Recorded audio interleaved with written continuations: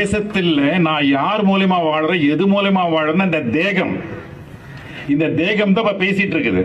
தாமு சாரை தாங்கி இருக்கிற தேகம், எஸ்பி அவர்களை தாங்கி இருக்கிற இந்த பிசிக்கல் பாடி, மாலைப்பன் சாரை தாங்கி இருந்த பிசிக்கல் பாடி தேகத்துக்கு கை தட்டுங்க, எல்லாரும் நன்றி சொல்லுங்க. அங்க இந்தியாவை ஆளுவதற்கு ஒரு நாடாளுமன்றம், இங்கே தமிழ்நாட்டை ஆள்வதற்கு ஒரு சட்டமன்றம், செக்ரட்டேரியட், தலைமைச் செயலகம்.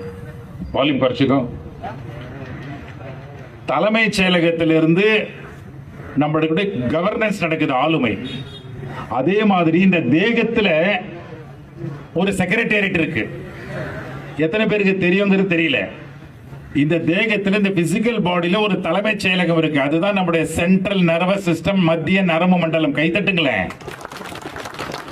நம்ம மூளை, இந்த மூளை நல்ல பாதையை வகுத்து கொடுத்திருக்காரு. அந்த இறைவனோ இயற்கையோ நமக்கு நல்ல பாதையை வகுத்து கொடுத்து, இந்த உடல் எனும் இந்த தேகத்துல பல மண்டலங்கள் இருக்குது, டிவிஷன்ஸ், மினிஸ்ட்ரி. இப்ப நான் பேசுறேன்னா ஆக்சிஜன் உள்ள போய் கார்பன் டை ஆக்சைடு வெளியே வருது. எக்ஸல்ல தான் பேசுறேன். உள்ள இழுத்துக்கிட்டே பேச முடியாது, அம்மான்னு சொல்ல முடியாது. உள்ள இழுத்துக்கிட்டே அது உள்ள போய் வெளியே வரும்போது தான் கார்பன் டை ஆக்சைடு தான் பேச முடியும். அந்த வேலை நடக்குது இப்ப லங்ஸ்ல. தசை மண்டலம், ஜீரண மண்டலம், நிணநீர் மண்டலம், லிம்பாட்டிக் சிஸ்டம், வாஸ்குலர் மண்டலம், cardiac system, psychic system. This body is psychosomatic body. இந்த உடல்ல ஒரு அழகான பாதை அமைச்சு கொடுத்திருக்காரு கடவுள். அந்த பாதை வழியா ரத்த ஓட்ட மண்டலம் போகுது.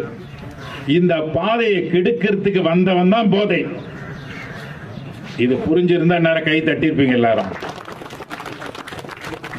இந்த போதை உள்ள போய் என்ன பண்ணுதுன்னா, இந்த வஸ்துக்கள், அது சாராயமா இருந்தாலும் சரி, பவுடரா இருந்தாலும் சரி, எந்த வடிவத்தில் இருந்தாலும் அது உள்ள போய் யாரை முதல்ல பாதிக்குதுன்னா, முதல்ல வாய் வழியா போய், வயிறு வழியா போய், அல்லது ஊசிகள் மூலமா டைரக்டா மஸ்குலர் சிஸ்டம் வழியா போய் ரத்தத்துல கலந்து முதல்ல நம்முடைய தலைமைச் செயலகமான மூளை தான் அடிக்குது.